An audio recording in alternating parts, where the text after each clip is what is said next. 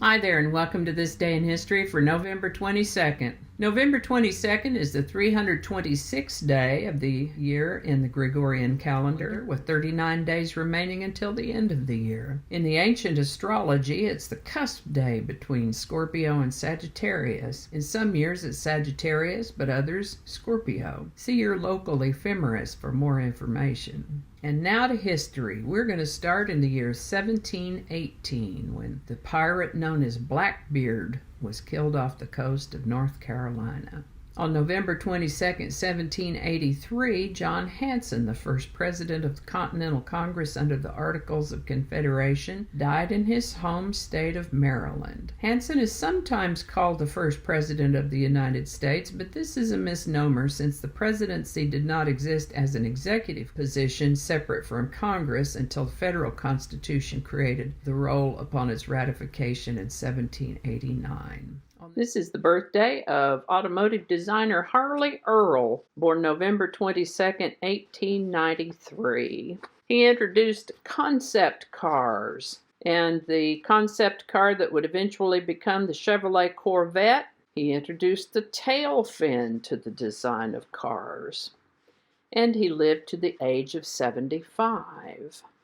This is the birthday of Wiley Post, born November 22nd, 1898. He was an American aviator and lost his life in a plane crash with Will Rogers up in Alaska when he was 36 years old. On this day in 1900, the first Mercedes goes for a test drive. First car to be produced under the Mercedes name is taken for its inaugural drive in Cannstatt, Germany. 1942, Soviets encircle Germans at Stalingrad. You'll remember we talked about the Battle of Stalingrad the other day. What an ill-advised idea it was for the Germans to think they could take Russia. I mean, look at a map, for crying out loud. Little bitty Germany over here, great big Russia over here. What in the world could they have been thinking? Talk about hubris. And by now, this time of year, the Russian winter is gearing up. And so it is that on November 22, 1942, a Soviet counteroffensive against the German armies paid off, as the Red Army trapped about 250,000 German soldiers south of Kalak on the Don River within Stalingrad. As the Soviets' circle tightened, German General Friedrich Paulus requested permission from Berlin to withdraw. The Germans should have withdrawn, but Hitler wouldn't allow it. He wanted his armies to hold out until they could be reinforced. Good luck with that, man. By the time those fresh troops arrived in December, it was too late. The Soviet position was too strong and the Germans were exhausted. And as I said before, winter, only a matter of time before the Germans would be forced to surrender. On November 22, 1963, President John F. Kennedy was assassinated. John Fitzgerald Kennedy, the 35th President of the United States, was assassinated while traveling through Dallas, Texas in an open-top convertible. My goodness, anyone alive and old enough to recognize what was going on around him remembers that day. I was sitting in a classroom in New Orleans when the principal came over the intercom and announced it to the whole school. Every little girl in that room burst into tears, and probably some of the boys too. Mercy, what a time that was. 1972, the first B-52 was shot down over North Vietnam. In 1986, Mike Tyson became the youngest heavyweight champ in history. In 1988, the stealth bomber was unveiled. In the presence of members of Congress and the media, the Northrop B-2 stealth bomber was shown publicly for the first time at Air Force Plant 42 in Palmdale, California.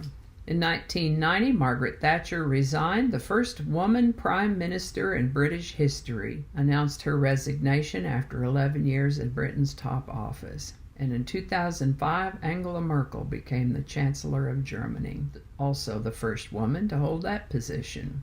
And I think with that, we're going to wrap it up. As always, links to my research are in the show notes. Give it a like if you enjoyed this video. Consider subscribing if you haven't already, and feel free to share this video. Thanks again, and I'll see you next time. One more time. Annie hears me talking. She's got to come see what's going on. Okay, lay down.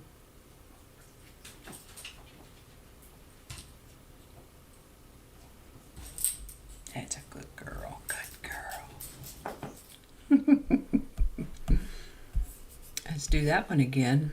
Okay, hold still. It's not September. Blah, blah, blah, coffee mug. It's late enough in the day that we're off coffee and on fizzy water. Just read the words. Just read the words. That's a lot of words. Hope I pronounced that right.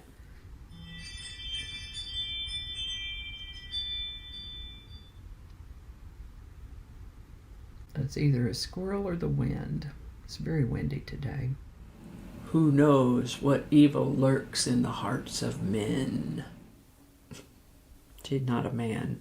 Sure would be nice if I could ever read one of these in its entirety without having to start anything over. That would be awesome. I might have to take another look at that. I'm going to have to look at that. This is why I don't do live shows.